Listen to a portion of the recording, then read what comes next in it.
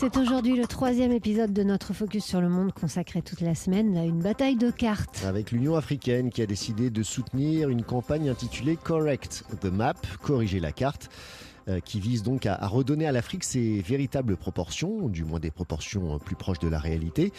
Il faut dire que la projection classique, dite de Mercator, héritée du XVIe siècle, agrandit sur les planisphères artificiellement l'Europe et l'Amérique du Nord, tout en réduisant de moitié la taille du continent africain.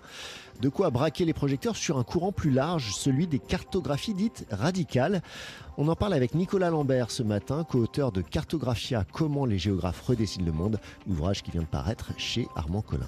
La cartographie radicale, alors c'est un petit peu difficile à définir, mais c'est un mouvement, on va dire, de personnes hétéroclites. Ça peut être des géographes bien sûr, mais des architectes, des militants, qui utilisent la cartographie pour contester un rapport de domination, qui soit social, racial, économique.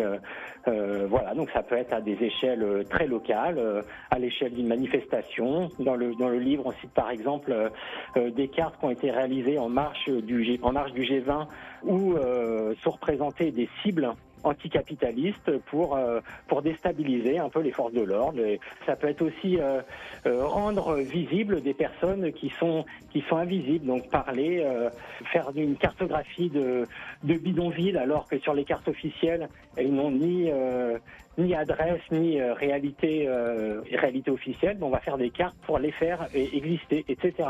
Mais ça peut être des initiatives vraiment qui sont très diverses.